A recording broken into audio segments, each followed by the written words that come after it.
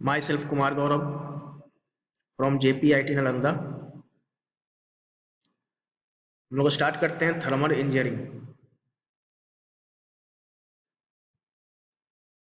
हम लोग last class में देखे थे, लास्ट वीडियो लेक्चर में हम लोग देखे थे यूनिट सेकेंड का topic 2.4 application of first law of thermodynamics. आज हम लोग इस वीडियो लेक्चर के माध्यम से हम लोग देखेंगे fundamental of thermodynamics unit second topic 2.5 application of second law of thermodynamics.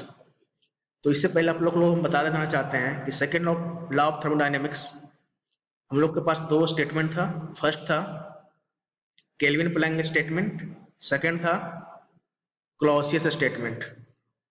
तो आज हम लोग उसका एप्लीकेशन देखेंगे कि ये दो जो मैंने लास्ट वीडियो लेक्चर के माध्यम से आप लोग को बताया था सेकेंड लॉ ऑफ थर्मोडायनेमिक्स में क्लॉसियस स्टेटमेंट क्या होता है, केल्विन प्लैंक स्टेटमेंट क्या होता है, आज उसका हम लोग क्या एप्लीकेशन पढ़ेंगे। चलिए देखते हैं। एप्लीकेशन पढ़ने से पहले हम लोग देखेंगे कि इफिशिएंसी क्या होता है और सीओपी क्या होता है। तो किसी भी मशीन का एफिशिएंसी क्या होता है? Efficiency is defined as the ratio of work done to heat supplied. किसी भी मशीन की क्षमता, एफिशिएंसी क्या बोलते हैं? उसकी क्षमता।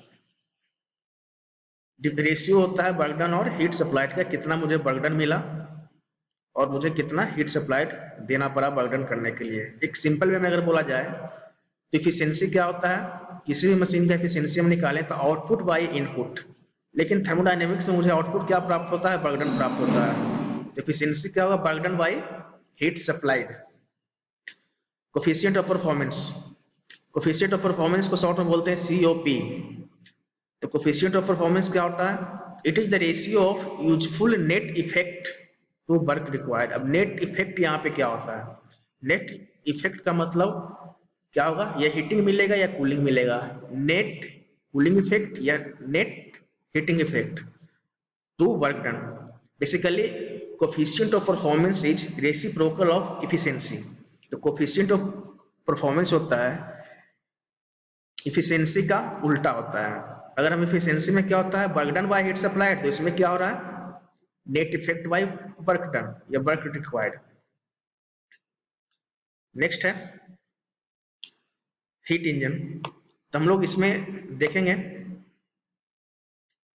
एफिशिएंसी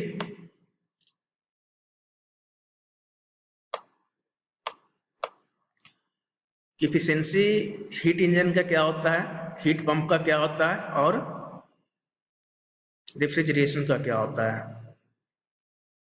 तो हीट इंजन के स्टार्ट करते हैं पहले। तो हीट इंजन में क्या हो रहा है? वर्क डन हो रहा है बाय द सिस्टम।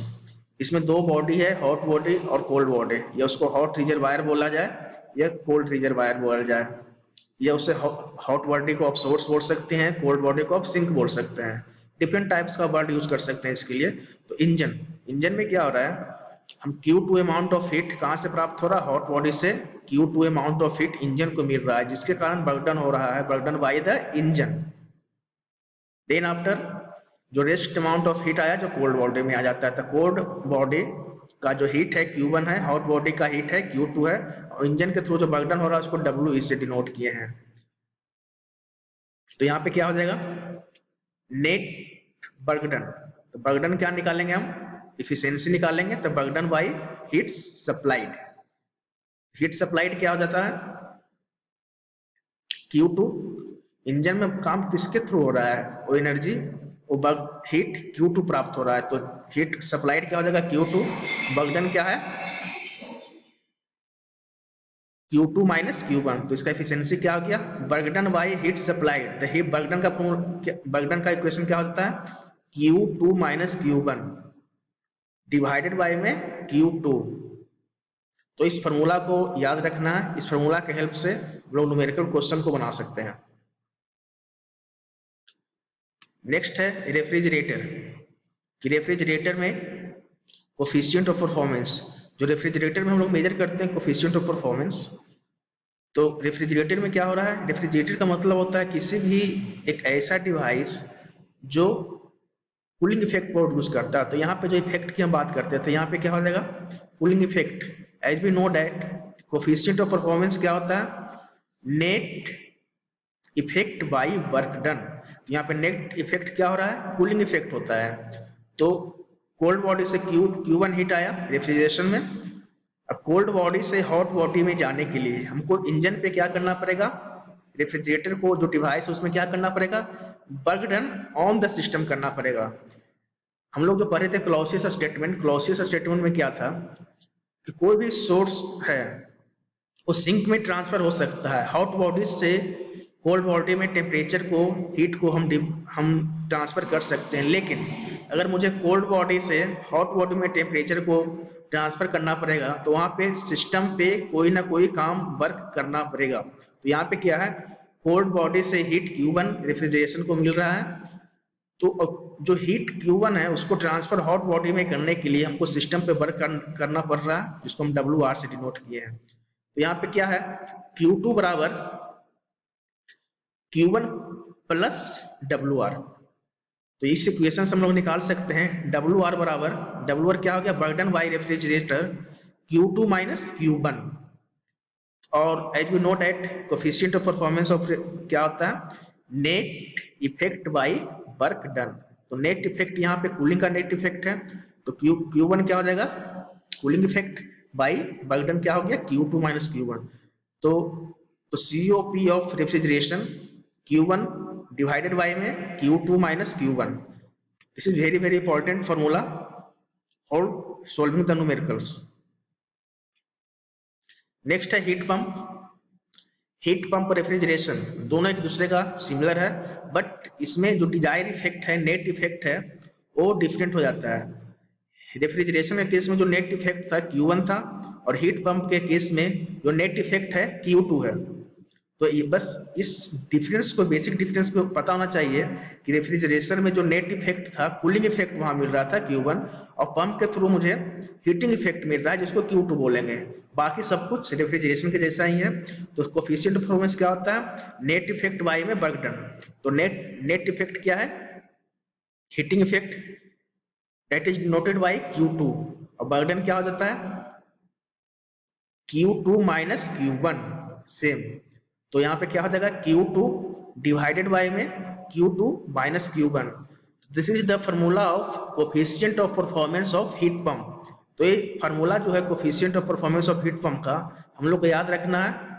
हम लोग जब न्यूमेरिकल क्वेश्चन सॉल्व करेंगे तो इस फार्मूला का यूज काफी ज्यादा होगा। नेक्स्ट हम लोग देखते हैं relation between coefficient of performance of refrigerator and coefficient of performance of heat pump. Coefficient of performance refrigerator और हीट पंप में क्या रिलेशन है, एक बहुत नया कंसेप्ट इसमें आएगा।